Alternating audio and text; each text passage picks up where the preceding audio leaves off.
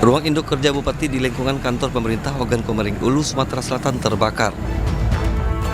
Api menghanguskan beberapa ruangan termasuk ruang kerja Bupati dan protokol. Api diketahui muncul di salah satu ruangan induk Bupati. Petugas dan karyawan berusaha menyelamatkan surat dan berkas penting dari lokasi kebakaran. Dinas Pemadam Kebakaran setempat mengerahkan 10 unit mobil damkar dan 60 petugas damkar. Api berhasil dipadamkan sekitar 3 jam kemudian. Belum diketahui pasti penyebab kebakaran, namun diduga akibat arus pendek listrik. Tidak ada korban jiwa dalam peristiwa kebakaran ini. Polisi masih menyelidiki penyebab pasti kebakaran. Jadi kebakaran di sini di Komplek Pemda ini yang sumber apinya belum kita ketahui, yaitu tepatnya di ruang kerja Bupati. Kita sudah berupaya untuk memadamkan api ini, Pak, dengan mengerahkan semua kekuatan kita, mulai dari pos Batang, pos Sosobai Raya, Patroli Barat, Kota. Dia ada lebih kurang 10 kendaraan yang kita kerahkan saat ini. Itulah upaya-upaya kita dalam rangka kita meredam kebakaran tersebut. Kebon Baru, patokan SD 09. Sementara itu di Jalan Kebon Baru, Semper Barat, Koja, Jakarta Utara, api menghanguskan 5 kios. Banyaknya material bangunan yang mudah terbakar membuat api merambat ke 5 rumah warga yang berada di sebelahnya. Petugas penanggulangan kebakaran dan penyelamatan atau Gulkarmat terus berjibaku memadamkan api. Api padam 1 jam kemudian. Diduga kebakaran dipicu oleh kebocoran pada regulator tabung gas di salah satu kios. Tidak ada korban jiwa dan polisi masih menyelidiki penyebab pasti kebakaran dengan memintai keterangan sejumlah saksi. Dari Ogan Komering Ulu, Sumatera Selatan dan Jakarta, Widori Agustino, Sofian Firdaus, Ainus melaporkan.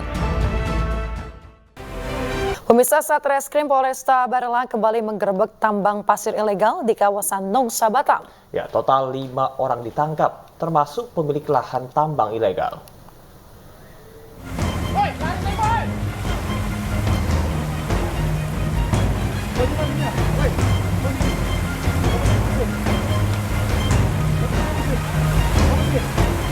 Kedatangan belasan polisi ke lokasi tambang di kawasan Tanjung Memban, Kecamatan Nongsa, Batam membuat kaget para pekerja.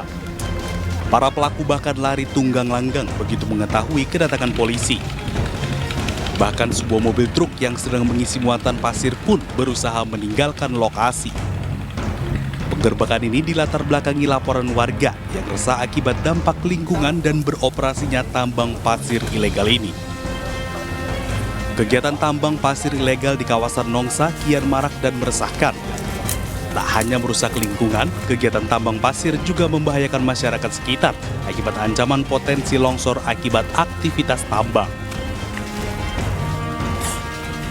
Yang kami amankan, yang berhasil kami amankan sekarang ada 3 orang yang diduga sebagai pekerja atau pekerja penambang pasir yang kita duga ilegal. Untuk pemilik atau pelaku usahanya kita akan lakukan penyelidikan lebih lanjut untuk menentukan siapa yang akan bertanggung jawab atas kejadian tersebut.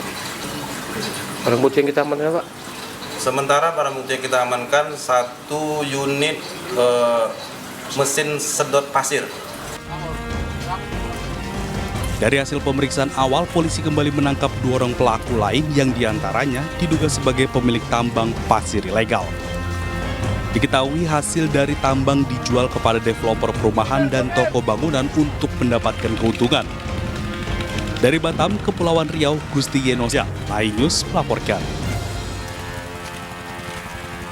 Pemirsa, kerap dijadikan tempat transaksi hingga pesta narkoba, permukiman warga di kawasan Kalipasir, Menteng, Jakarta Pusat digerebek aparat kepolisian Polres Metro Jakarta Pusat dan petugas mengamankan 26 orang tersangka beserta barang bukti 2 kg sabu-sabu.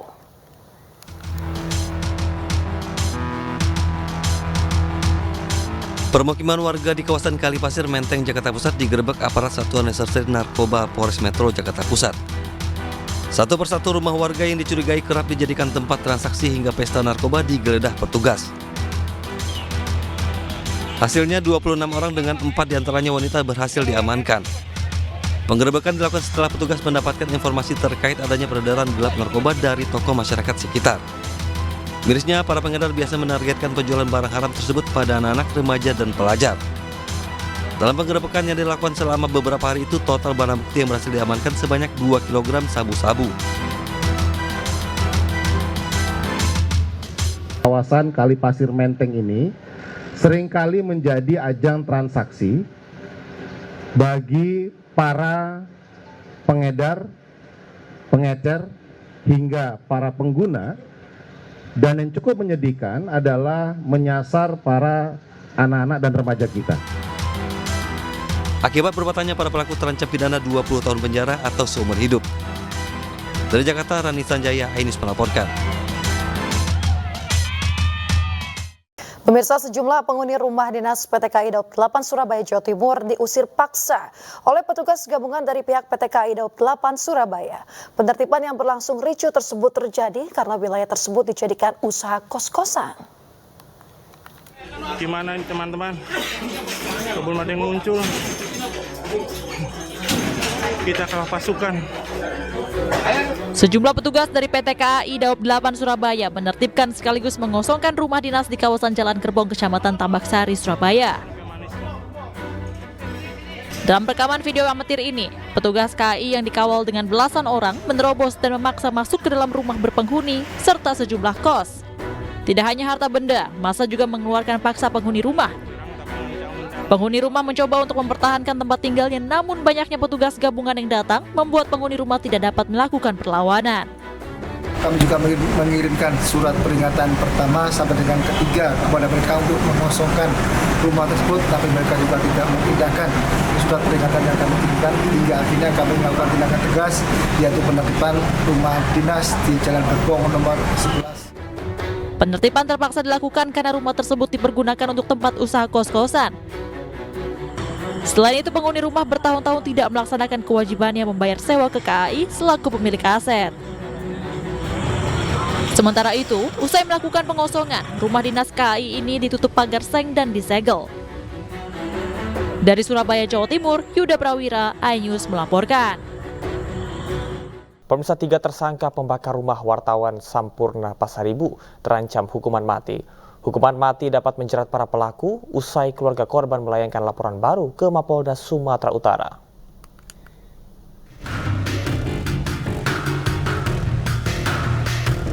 Keluarga besar Sampurna Pasaribu, wartawan Tri Brata TV yang tewas dibakar, melaporkan 3 tersangka dengan pasal hukuman mati. Laporan ini dilayangkan ke Mapolda Sumatera Utara oleh keluarga 2 orang adik Sampurna Pasaribu. Keluarga berharap tersangka mendapat hukuman yang setimpal, sementara seluruh pelaku yang terlibat bisa diungkap secara transparan. Yaitu kesamaan di hadapan hukum itu benar-benar diterapkan dalam kasus ini, begitu. Jadi kita akan terus mengawal ini sampai ke proses persidangan nanti. Makanya yang sudah tertangkap saat sekarang ini sebaiknya segera mengaku siapa kemudian yang menjadi otak pelaku dan lain-lainnya terhadap kasus ini.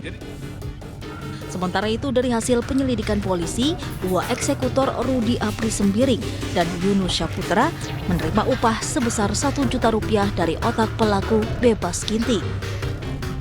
Besaran upah setelah dilakukan pekerjaan oleh 2 eksekutor, ini masing-masing mereka mendapat Rp1 juta dari B. Hingga kini polisi masih mendalami motif peristiwa dan dugaan keterlibatan oknum aparat dalam kasus ini. Sementara itu, pemirsa, polisi menangkap dan juga menahan 2 penganiaya wartawan saat sidang putusan mantan Menteri Pertanian Syahrul Yassin Limpo.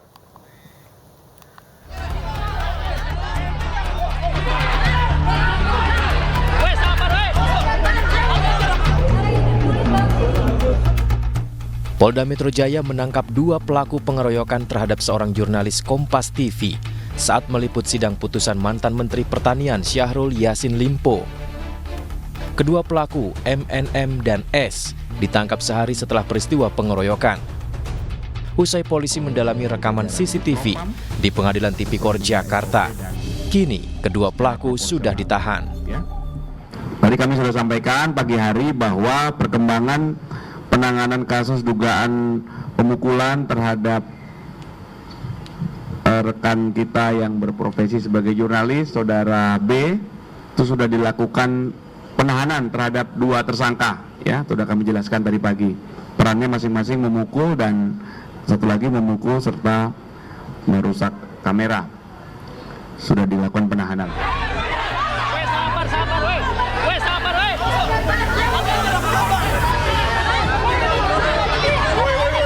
Sebelumnya kericuhan terjadi usai sidang vonis SYL Kamis pekan lalu.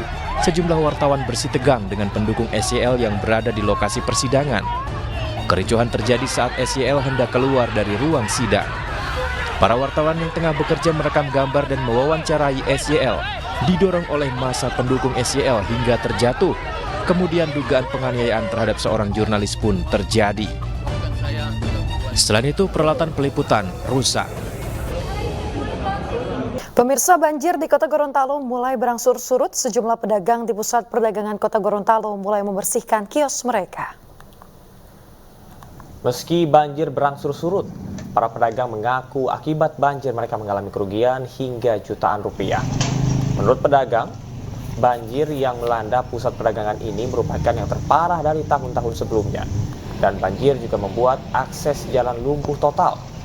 Sementara itu, untuk berjualan kembali, para pedagang harus mengeringkan bahan dagangannya dan memilah yang rusak sehingga hal ini mempengaruhi harga jual barang mereka.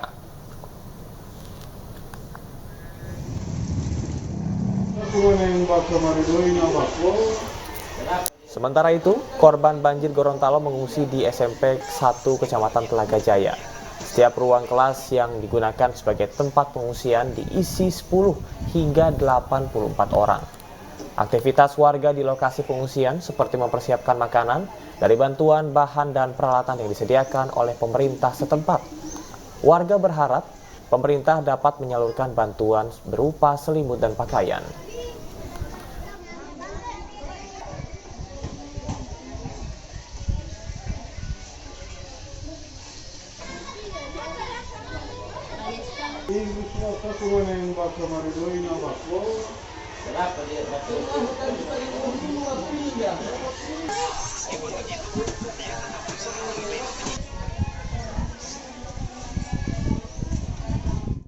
Pemirsa, kelompok kriminal bersenjata kembali berulah dengan membakar bangunan sekolah dasar di negeri Okbab di Kampung Borban, Kabupaten Pegunungan Bintang.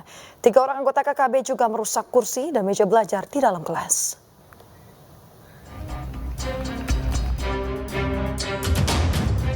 Bangunan sekolah dasar negeri Okbab diduga dibakar oleh kelompok kriminal bersenjata KKB Bintang Timur. Tindakan ini dilakukan oleh 3 orang yang diduga kelompok tersebut. Mereka membakar kursi di dalam ruang kelas sekolah. Untuk mengantisipasi terjadinya tindakan serupa, aparat keamanan meningkatkan patroli dan personel di beberapa titik. Tidak ada korban akibat peristiwa ini, namun kerugian ditaksir mencapai ratusan juta rupiah. Dari Timika, Papua Tengah, Nathan Making, iNews melaporkan. Pemirsa, sebuah mobil mewah terbakar di Jalan Raya Darmo, Surabaya, Senin malam. Mobil yang berpenumpang 1 orang ini diduga mengalami korsleting listrik.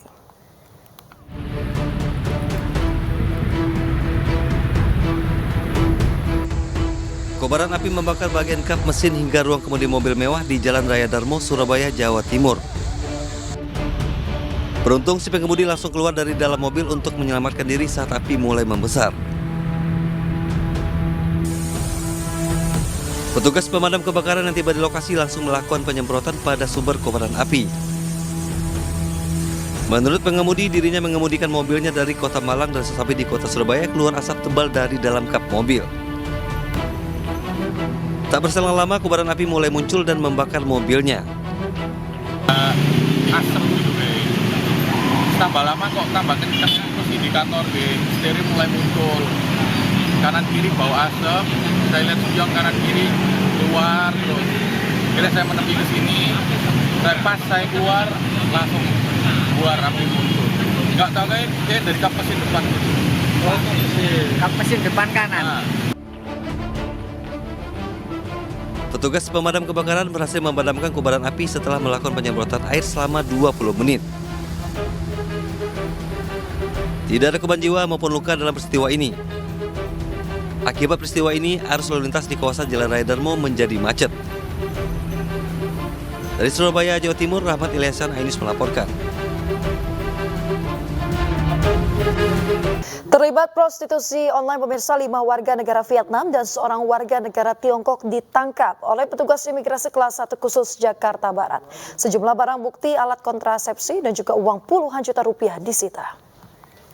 6 warga negara asing ini ditangkap dari salah satu hotel di kawasan Jakarta Barat usai terlibat prostitusi online oleh petugas imigrasi kelas 1 khusus Jakarta Barat. Mereka terdiri dari 4 wanita warga negara Vietnam dan seorang WNA Tiongkok yang berperan sebagai pekerja seks komersial, serta seorang laki-laki warga negara Vietnam sebagai muncikari. Pengungkapan kasus ini berawal dari informasi masyarakat tentang adanya penyalahgunaan izin tinggal warga negara asing di wilayah Jakarta Barat. Saat diselidiki, didapati ke-6 orang WNA asal Vietnam dan Tiongkok ini terbukti melakukan penyalahgunaan izin tinggal dengan terlibat dalam prostitusi online. Adapun 5 orang wanita warga negara asing dimaksud terdiri dari 4 orang warga negara Vietnam dan 1 orang warga negara Tiongkok. Selain mengamankan ke-6 WNA, petugas imigrasi juga turut mendapati barang bukti berupa alat kontrasepsi, paspor serta uang tunai 50 juta rupiah. Ke-6 warga negara asing ini akan dideportasi sesuai aturan keimigrasian. Dari Jakarta, Miftol Gani Ainis melaporkan. Pemirsa, ratusan warga kota Yogyakarta menyerbu tempat pembuangan sampah sementara di Jalan Brigjen Katamso. Warga mengaku kesulitan membuang sampah pasca penutupan tempat pembuangan sampah terpadu TPST di Pinyungan, Bantul.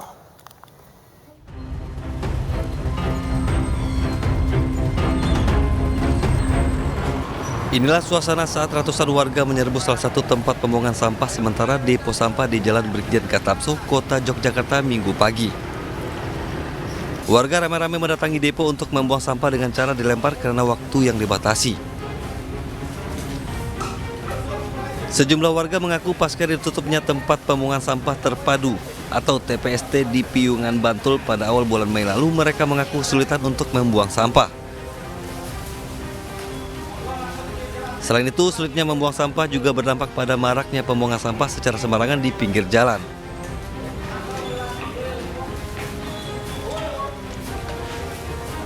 Numpuk di rumah dong, numpuk kemudian bau, lah itu agak susah. Kalau harapannya sebagai warga gimana? Harapan sebagai warga ya malah itu ditangani, karena bagaimanapun juga untuk polusi. Kayak buang sampah sembarangan aja gitu toh. Kayak contoh-contoh di pinggir jalan banyak yang sampah gitu. Keadaan ini banyak dikeluhkan warga karena menimbulkan polusi udara, merusak pemandangan dan kebersihan lingkungan. Warga berharap darurat sampah yang terjadi di kota Yogyakarta dapat segera diatasi sehingga warga tidak kesulitan lagi untuk membuang sampah dan situasi kembali normal. Dari Yogyakarta, Gunanto Farhan Ainis melaporkan. Usai bebas dan kembali ke kampung halaman, mantan tersangka pembunuhan Vina, Peggy Setiawan, banjir hadiah. Peggy mendapat hadiah sepeda motor dari seorang pengusaha durian asal Tasikmalaya, Jawa Barat.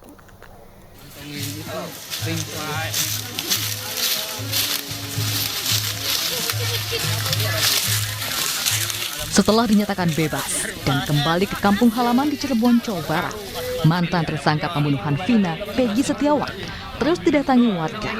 Mereka ingin bertemu langsung dengan Peggy untuk mengucapkan selamat dan berfoto bersama. Ini motornya dan ini surat-suratnya BPKB sampai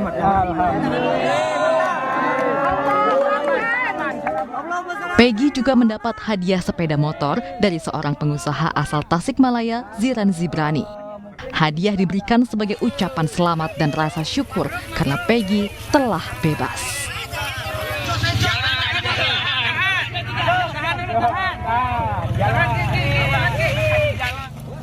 Peggy pun mengaku senang dan akan menggunakan sepeda motor ini untuk keperluan sehari-hari. Perihal motor ini rencana saya akan pakai buat sehari-hari, buat bekerja di Cirebon, ataupun bisa saya pakai buat pulang pergi ngantar sekolah saya seperti itu. Untuk rencana ke depan, saya akan pertimbangkan lagi. Misalkan rezeki saya ada di bangunan, saya akan terus melanjutkan di bangunan. Meskipun pekerjaan saya ada di tempat lain, ya saya akan coba ambil tempat itu.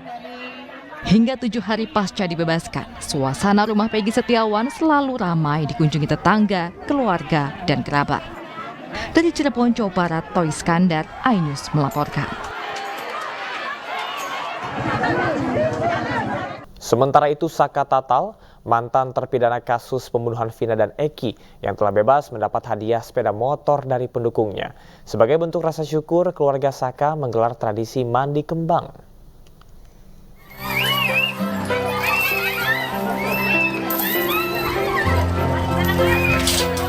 Beginilah puluhan ibu dan anak yang berebut uang receh yang digelar di rumah Saka Tatal di Cirebon, Jawa Barat.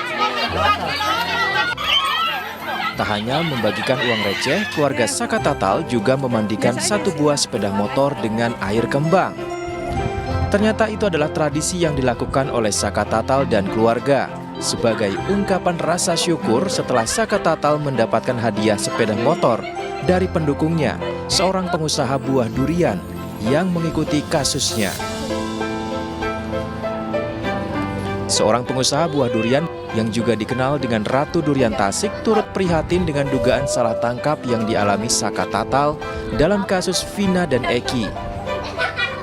Pengusaha tersebut mengaku mengikuti kasusnya melalui media sosial. Saka Tatal sendiri tak menyangka ada yang peduli dan percaya setelah berbagai tuduhan dan penahanan yang dialaminya.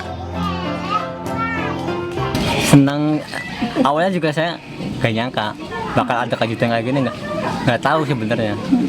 Jadi Saka tuh bersyukur banget ada yang peduli sama Saka. Kalau Saka pribadi ya digunain yang lebih baik, dijaga yang lebih baik lagi, buat kerja aja. Saka Tatal saat ini tengah berjuang untuk mengajukan peninjauan kembali atas kasus Vina dan Eki yang sempat menjeratnya. Tim Liputan iNews melaporkan. Pemirsa, dikabulkannya gugatan pra-peradilan Peggy Setiawan berbuntut panjang. Selain hasil pra-peradilan yang digunakan untuk novum PK para terpidana, kemenangan Peggy juga membuat Polda Jawa Barat mengganti seluruh penyidik yang menangani kasus Vina Eki. Kepada termohon untuk melepaskan pemohon dari tahanan.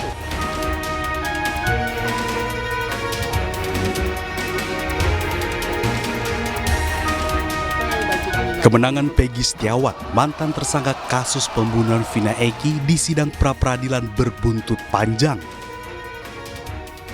Hasil pra-peradilan Peggy rencananya akan digunakan sebagai bukti baru dalam sidang peninjauan kembali yang diajukan mantan terpidana Saka Tatal dan 7 terpidana lainnya.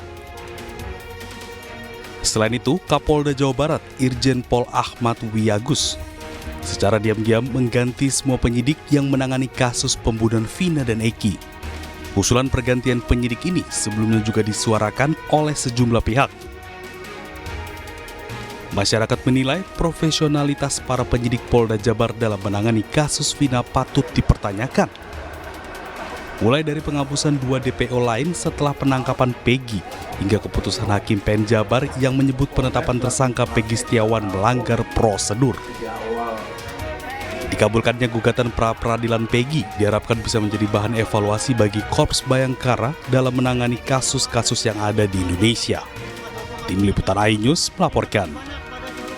Sementara itu, Kabarreskrim Polri, Komjen Pol Wahyu Widada menyatakan pihaknya tengah mengevaluasi penyidikan kasus kematian Vina. Barreskrim turut melibatkan Divisi Profesi dan Pengamanan atau Propam dan Inspektorat Pengawasan Umum atau Itwasum Polri untuk mengevaluasi penyidik yang tangani kasus ini. Ya, ini semua kan proses sedang berjalan. Kita juga tidak bekerja sendirian, dengan teman-teman dari Propam, dengan Itwasum akan bekerja sama untuk melihat ini semua. Nanti hasilnya ya sekarang sedang dalam proses, ya.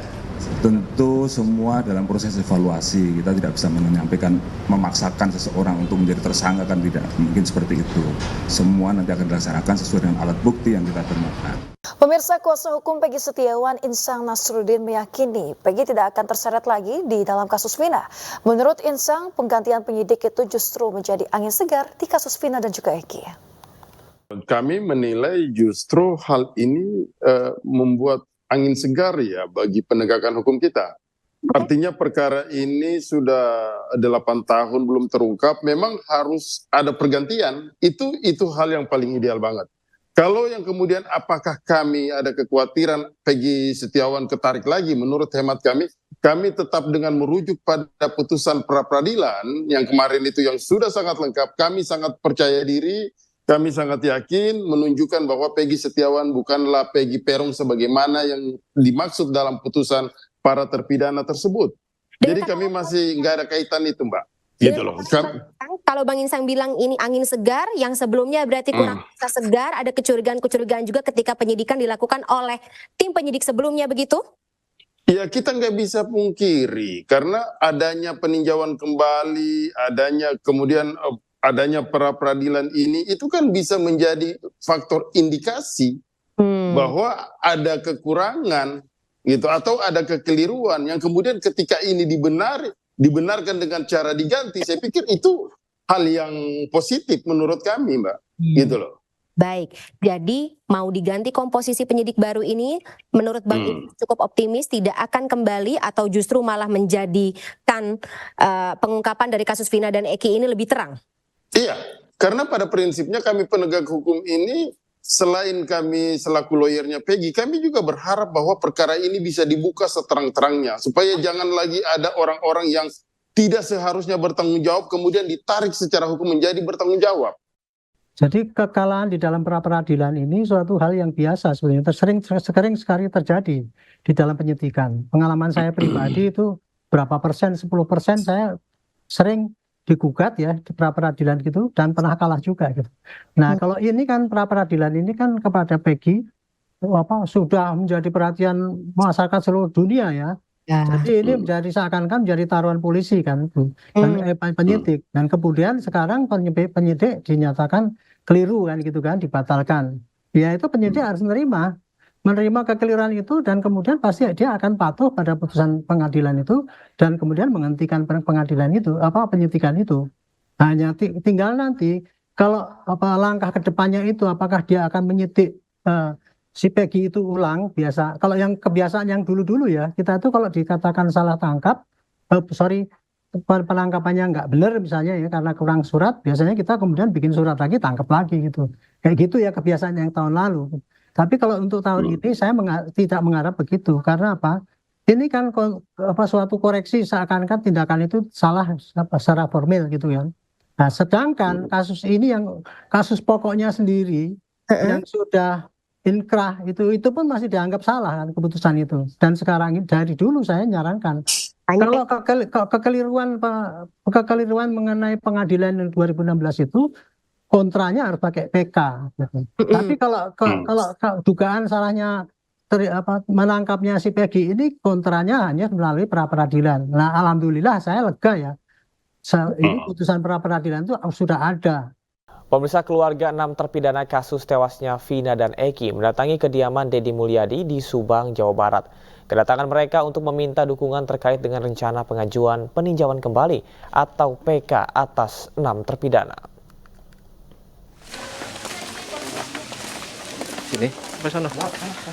Keluarga 6 terpidana dalam kasus kematian Vina dan Eki mendatangi kediaman Deddy Mulyadi di Lembur Pakuan, Desa Sukasari, Kecamatan Dauan, Subang, Jawa Barat.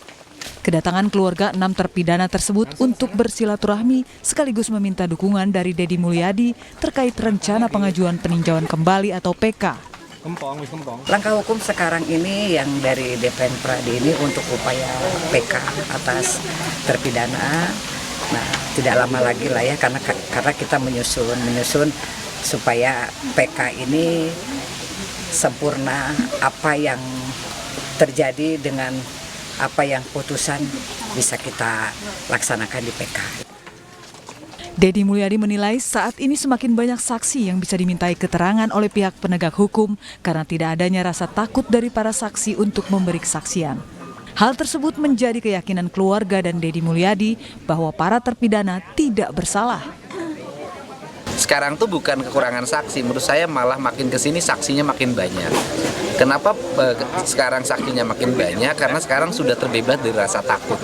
Kalau dulu kan orang tidak terbebas dari rasa takut. Hari ini terbebas dari rasa takut. Mudah-mudahanlah sidang di Mahkamah Agung yang menyidangkan PK itu semakin banyak novum yang bisa menguatkan pembebasan mereka. Dan karena saya berulang-ulang saya yakin mereka tidak bersalah. Keluarga berharap agar para terpidana mendapatkan keadilan karena menilai mereka tidak bersalah setelah bertahun-tahun mendekam di penjara. Dari Subang, Jawa Barat, Yudi Heriawan Juanda, iNews melaporkan. Pemirsa, saksi kunci dalam kasus pembunuhan Vina dan Eki menghilang. Aep dan juga Dede yang disebut sebagai saksi kunci pun telah dilaporkan keluarga terpidana atas laporan palsu.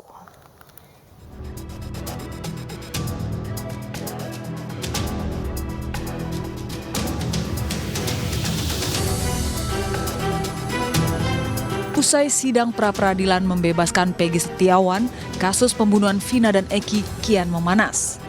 Peggy bebas, para terpidana yang masih mendekam di penjara percaya diri mengajukan peninjauan kembali. Satu persatu terpidana mulai melakukan perlawanan. Kini, beberapa saksi seakan menghilang, menambah ruwet penyelidikan. Aep dan Dede yang disebut sebagai saksi kunci tidak terendus keberadaannya. Pada kesempatan lain, Marliana kakak Vina meminta polisi juga memeriksa saksi teman Vina bernama Mega yang disebut sebagai orang yang menjemput Vina pada hari kejadian. Pengennya saya sih ya mencari ya. Nah, tetaplah mencari karena kan memang keluar dari rumah itu kan sama Mega. Kemana-kemananya berarti kan dia yang tahu. Gitu. Muncul nama baru yang akan dijadikan saksi. Akankah membuat kasus pembunuhan Vina dan Eki menemui titik terang?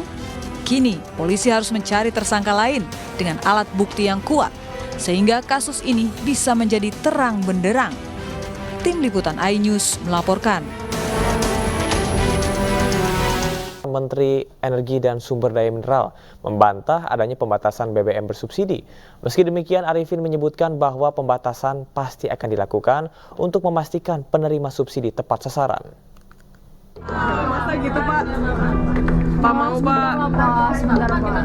Menteri Energi dan Sumber Daya Mineral Arifin Tasrif memastikan pemerintah tidak akan menerapkan pembatasan BBM subsidi pada 17 Agustus 2024 mendatang. Arifin menyebutkan saat ini pemerintah masih melakukan pengkajian pembatasan BBM subsidi agar tepat sasaran. Tidak hanya pembatasan BBM, Arifin juga menyebutkan harga subsidi tidak berubah. Iya kan kita mau tepat sasaran, ini ya kan kita diminta ini lagi diperdalam. Tapi untuk BBM yang mana sih Pak? Solar kah? Ya semua kan yang subsidi. Kan mau ini dulu, enggak masih harus di antara 3 menteri kita baru ke perekonomian. Ya. Belum ketemu ketiga menteri. Solar mau dibahas lagi Pak. Pemerintah juga masih mengkaji alternatif penggunaan BBM lain yang rendah emisi. Dari Jakarta, Ade Firmansyah, iNews melaporkan. Minyak goreng bersubsidi minyak kita kini sulit didapat di sejumlah pasar tradisional di Jakarta. Pemirsa, ketersediaan komoditas minyak goreng kemasan bersubsidi minyak kita di Pasar Johar Baru, Jakarta saat ini langka. Komoditas tersebut juga dijual dengan harga lebih tinggi, yakni Rp16 hingga Rp17.000 per liternya. Kenaikan harga juga terjadi pada komoditas cabai rawit yang kini dijual seharga Rp60.000 dari sebelumnya Rp40.000 per kilogramnya. Sementara harga telur masih stabil di angka Rp28.000 per kilogram, begitu juga harga beras yang kembali normal. Juga naikkan lagi. Berapa harganya kalau kentang sama rawit? Kentang di level yang sedang itu 25. Kalau yang rawit merah sekarang di 80. 1.000 per 1 liter, untuk per kilonya dia 14.000. Masih stabil dikategorikan. Isu mundurnya Gibran Rakabuming Raka dari jabatannya sebagai wali kota Solo semakin santer di publik. Namun saat ditanya mengenai hal tersebut, putra sulung Presiden Joko Widodo tersebut meminta masyarakat untuk menunggu.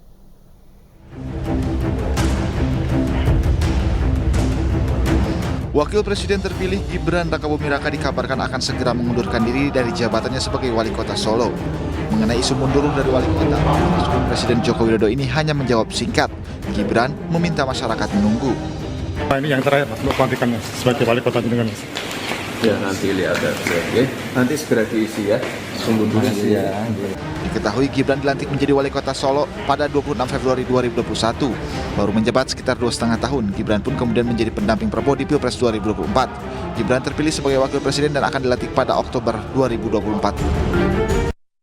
Sementara itu pemirsa, pengusaha Yusuf Hamka mengaku siap jika disandingkan dengan Kaisang di Pilkada Jakarta. Wacana duet Kaisang Babah Alun atau Kabah tersebut setelah Ketum Golkar tawarkan Babah Alun untuk pasangan Kaisang di Jakarta.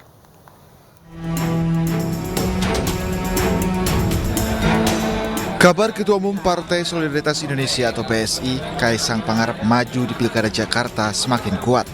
Sejumlah partai pun telah siap mendukung putra bungsu Presiden Joko Widodo ini. Bahkan Ketua Umum Partai Golkar, Erlangga Hartarto, telah menyiapkan sosok pengusaha Yusuf Hamka untuk mendampingi Kaisang jika bersedia maju di Pilkada Jakarta 2024. Sehingga tantangan utama Jakarta adalah infrastruktur.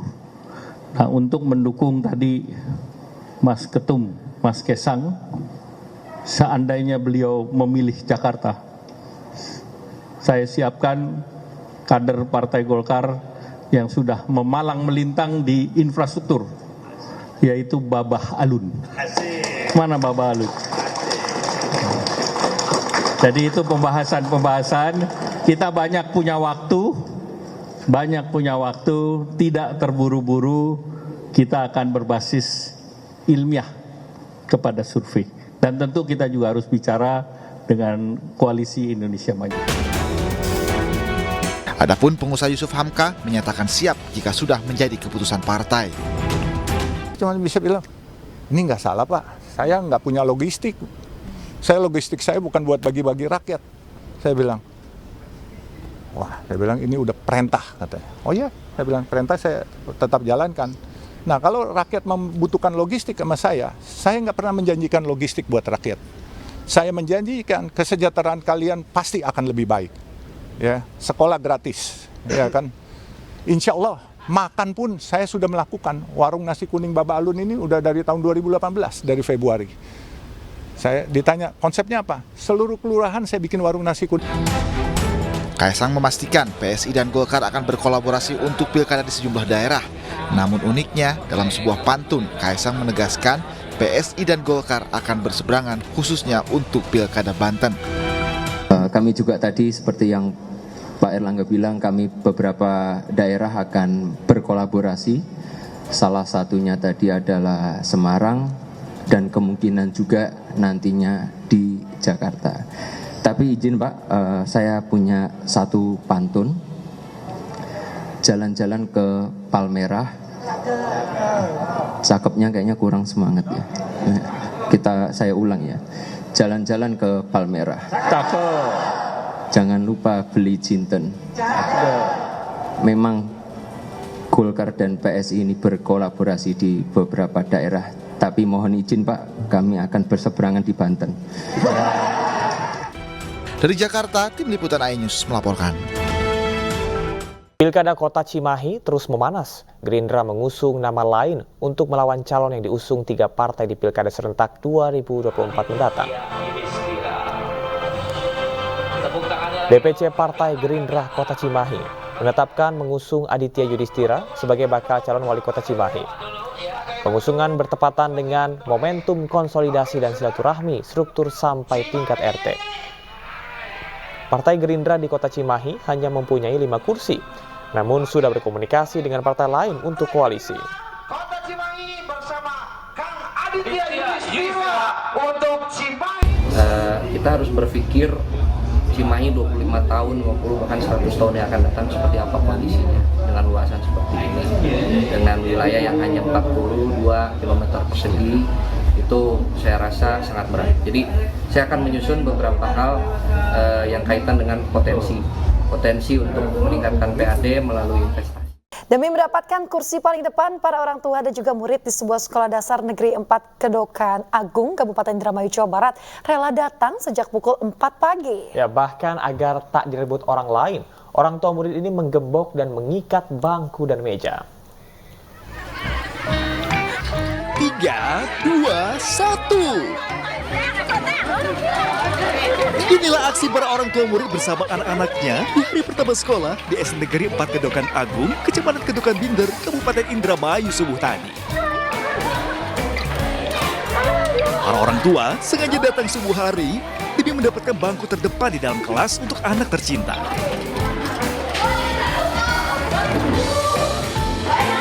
Tidak hanya datang sejak pukul 4 pagi tadi, bahkan ada pula yang datang sejak hari Minggu kemarin untuk mendapatkan kursi terdepan.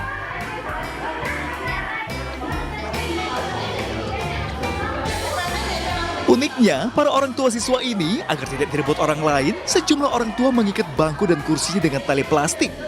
Bahkan ada pula dengan kunci gembok. Tradisi berebut bangku terdepan di Sekolah Dasar Negeri 4 Kedokan Agung ini sudah menjadi tradisi setiap datangnya tahun ajaran baru.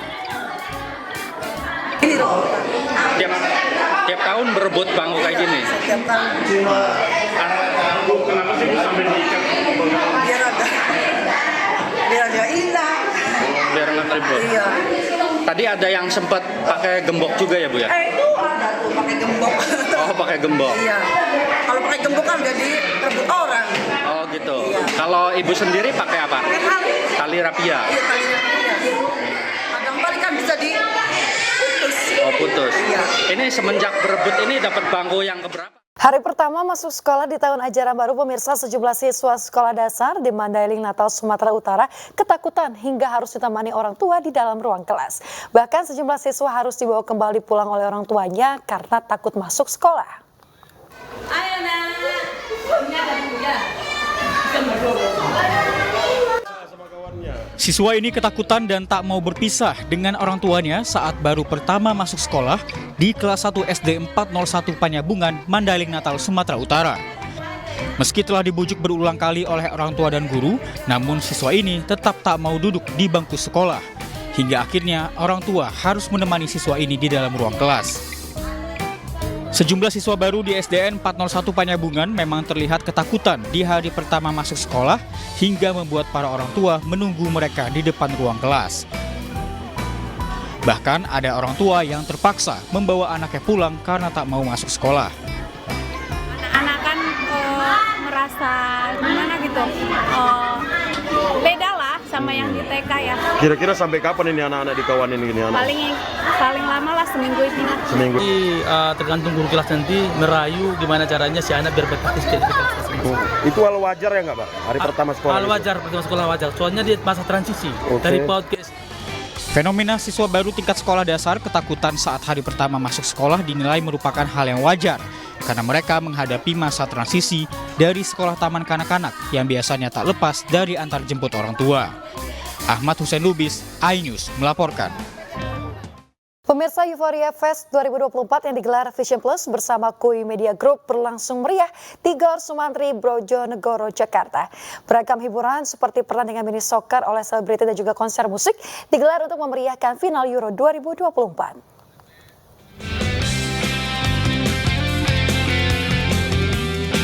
Piala Eropa 2024 telah mencapai puncaknya dan Spanyol menjadi juara Euro 2024 setelah berhasil mengalahkan Inggris dengan skor 2-1. Malam final Euro 2024 ini dimeriahkan Vision Plus dan KUI Media Group dengan menggelar event sportainment bertajuk Euphoria Fest 2024 di Gor Sumantri, Brojonegoro, Jakarta. Beragam hiburan ditampilkan di antaranya pertandingan selebriti mini soccer yang diikuti puluhan artis Indonesia, serta dimeriahkan penampilan grup musik Niji dan JKT48. Event ini bukan cuma sekedar menjadi event, tapi juga menjadi event yang bisa berkesan kepada para pelanggan Vision Plus. Karena kami di sini juga berkomitmen untuk terus memberikan viewing experience yang terbaik. Jadi mau itu online atau offline, kita ingin memaksimalkan viewing experience kepada pelanggan kita, dan salah satunya melalui acara-acara seperti ini. Euphoria Fest merupakan acara perpaduan sportainment dan nobar final Euro 2024 yang menciptakan pengalaman berkesan bagi para pelanggan Vision Plus dalam menyaksikan final Euro 2024. Dari Jakarta, Syahreza Zanski, Damar Wijaksono, Guntur Zulkarnadi, iNews melaporkan. PMI DKI Jakarta menggelar rangkaian kegiatan dalam rangka Hari Donor Darah Sedunia 2024 di Plaza Revitalisasi Monas, Jakarta Pusat. Selain menjadi bank darah di dalam negeri, PMI juga turut serta menyalurkan bantuan langsung di Rafah, Palestina yang sudah berjalan 6 bulan. Yang telah hadir di tengah-tengah kita dalam rangka Hari Donor Darah Sedunia. Palang Merah Indonesia DKI Jakarta menggelar rangkaian kegiatan dalam rangka Hari Donor Darah Sedunia 2024 di Plaza Revitalisasi Monas, Jakarta Pusat. Perayaan Hari Donor Darah Sedunia ini dihadiri oleh Ketua Umum PMI yang juga mantan Wakil Presiden Republik Indonesia yang ke-10 dan 12 Muhammad Yusuf Kala. Di Hari Donor Darah Sedunia tersebut, PMI akan terus teguh berkomitmen untuk terus membantu sesama. Selain menjadi bank darah di dalam negeri, PMI juga turut serta menyalurkan bantuan langsung di Rafah, Palestina yang sudah berjalan 6 bulan. Ya, agar pertama sekali syukur, terima kasih. Kita akan ke depan itu karena penduduk makin tambah dan rumah sakit makin banyak untuk melayani pada orang-orang yang membutuhkan transfusi darah. Maka ini harus kita bekerja lebih keras terus untuk menghadapi itu. Untuk misi bantuan sosial ke Rafah, kira-kira PMI akan turut membantu atau? Sudah sejak 6 bulan kita ada PMI ada di sana, ada orang PMI di sana untuk menyalurkan bantuan yang diatur lewat Mesir. Rangkaian kegiatan Hari Donor Darah Sedunia terdiri dari senam sehat, pemberian penghargaan 125 kali kepada 67 donor, lomba yel-yel ajakan donor darah, pameran kegiatan dan informasi donor darah serta kegiatan donor darah massal. Dari Jakarta, Rizky Ihwal, Novan Dwi Kusuma, iNews melaporkan. Menyemarakan bulan Muharram, ribuan santri di Biren Aceh menggelar berbagai acara menarik. Pemirsa, sekitar 4.000 santriwan dan juga santriwati mengikuti amanah Gostudaya Pentas Muharram, santri berkualitas, umat berintegritas. Acara diisi dengan beragam perlombaan, diantaranya pidato bahasa Aceh bersajak, mutarim 3 bahasa hingga menulis opini. Lomba ini bertujuan untuk menunjukkan potensi dan juga kemampuan para santri di berbagai bidang. Acara yang digelar untuk memeriahkan Tahun Baru Islam ini diharapkan dapat meningkatkan kebersamaan dan juga persatuan, serta membangun generasi muda Aceh yang berkualitas dan juga berintegritas.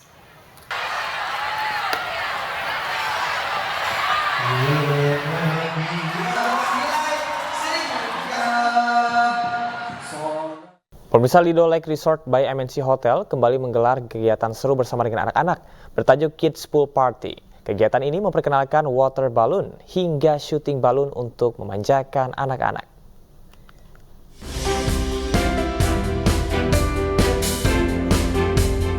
Ratusan anak-anak antusias mengikuti berbagai kegiatan seru dalam Kids Pool Party di Lido Lake Resort by MNC Hotel. Anak-anak diajak beraktivitas seperti memecahkan balon air dan mengisi ember dengan air. Anak-anak juga mengikuti sesi edukatif yakni lomba menghias kue bersama chef profesional. Lido Lake Resort by MNC Hotel yang berada di kawasan ekonomi khusus MNC Lido City menjadi resort pilihan keluarga dan ramah anak. Antusias banget, ini oke banget, hotel yang nyaman buat anak-anak, permainannya juga oke banget buat anak-anak. Apalagi ditambah orang tua saya kan pakai kursi roda ya, semua aksesnya ini gampang dilalui buat kursi roda. Kita ingin Lido Lake Resort ini selalu menjadi resort pilihan utama untuk keluarga pada saat berlibur, tentunya karena kami merupakan resort yang ramah anak, sehingga program-program yang bermanfaat, edukatif dan seru untuk anak-anak kita selalu adakan di setiap weekend ataupun setiap hari libur. Di resort ini, anak-anak dapat mengikuti berbagai aktivitas seru dengan berbagai fasilitasnya. Dari Bogor, Jawa Barat, Syahreza Zanski, Eri Nugraha, iNews melaporkan. Ya pemirsa, kini kita ke informasi berikutnya, yang mana untuk mengetahui informasi terkini sudah ada rekan Rio Tuasikal dari VOA di lokasi konferensi di Milwaukee, Amerika Serikat. Ya, halo Rio, apa saja informasi terkini dari Konvensi Nasional Partai Republik? Kabarnya Donald Trump akan menyampaikan pidato pada hari ini. Ya pemirsa iNews, kabar mengenai pidato itu masih belum dikonfirmasi, tapi yang sudah bisa kami konfirmasi adalah bahwa Donald Trump itu sudah resmi diusung oleh Partai Republik menjadi calon presiden dan maju bertarung dalam Pilpres AS bulan November ini. Nah, Donald Trump juga telah mengumumkan siapakah calon wakil presiden yang akan mendampinginya bertarung. Calon wakil presiden ini adalah seorang senator muda dari negara bagian Ohio namanya J.D. Vance. J.D. Vance ini masih berusia 39 tahun dan dia merupakan pendukung loyal Donald Trump dan aktif menggalang dana untuk kampanye Donald Trump. Nah, tapi konvensinya kan berlangsung di gedung Pfizer di belakang saya ini. Tapi pengumuman mengenai cawapres yang dipilih ini dilakukan lewat media sosial yang dimiliki Donald Trump, yakni social truth. Dan itu dilakukan di tengah-tengah konvensi berlangsung. Jadi pengumuman ini memang disambut antusias, banyak delegasi partai juga yang sudah tahu bahwa dia yang akan dipilih. Tapi tak sedikit yang menyuarakan kekecewaannya karena katanya pengumumannya kurang meriah atau anti klimaks begitu. Tadi saya berbincang kepada salah satu delegasi, dia berharap pengumuman cawapres itu dilakukan oleh Donald Trump sendiri di dalam gedung konvensi. Nah, sejauh ini rencananya Donald Trump akan berpidato untuk menerima nominasi partai secara resmi pada hari keempat, yakni hari Kamis, begitu. Baik, Ira, tadi berbicara terkait dengan konvensi. Lalu untuk informasi lain, bagaimana dengan kelanjutan investigasi penembakan Trump yang terjadi beberapa waktu lalu? Ya, Yasmin dan pemirsa iNews, kita tahu bahwa 2 hari sebelum konvensi ini berlangsung, Donald Trump baru saja mengalami penembakan di negara bagian Pennsylvania. Dan awalnya Donald Trump sempat dikabarkan bahwa dia akan menunda kedatangannya ke Milwaukee selama 2 hari. Namun ternyata dia sudah datang sejak hari Minggu. Jadi hari Sabtu peristiwa penembakan, hari itu dia pulang ke New Jersey. Nah, hari Minggu juga dia sudah datang ke Milwaukee. Dan di saat konvensi berlangsung di gedung di belakang saya ini, sebetulnya ada konferensi pers di Gedung Putih di Washington DC membahas perkembangan terbaru investigasi FBI yang dihadiri oleh langsung Menteri Keamanan Dalam Negeri Amerika Serikat, di mana Secret Service atau Pas Pampres ini berada di bawah portofolio kementerian ini. Nah, Menteri ini mengatakan bahwa motif pelaku belum diketahui, namun yang masih menjadi yang terus diselidiki oleh FBI adalah rumahnya.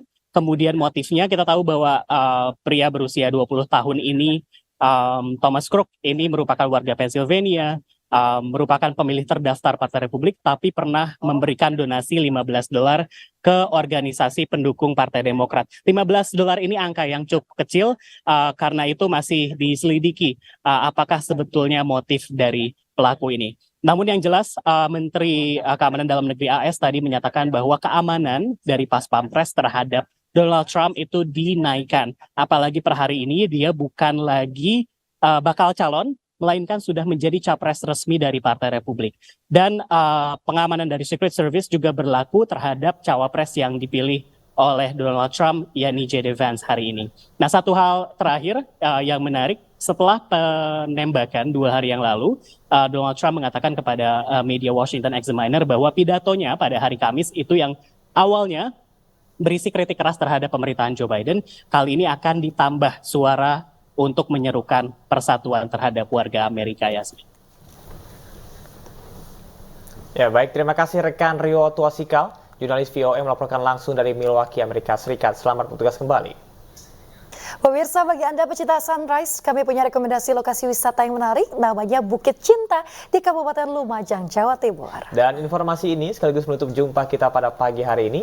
Jangan lupa Anda bisa mendapatkan informasi terkini melalui portal yang menghadirkan berita daerah, berita nasional, dan berita internasional lengkap di inews.id. Akhirnya saya Camar Haenda. Dan saya Yasmi Atania pamit undur diri. Terima kasih, selamat pagi dan sampai jumpa.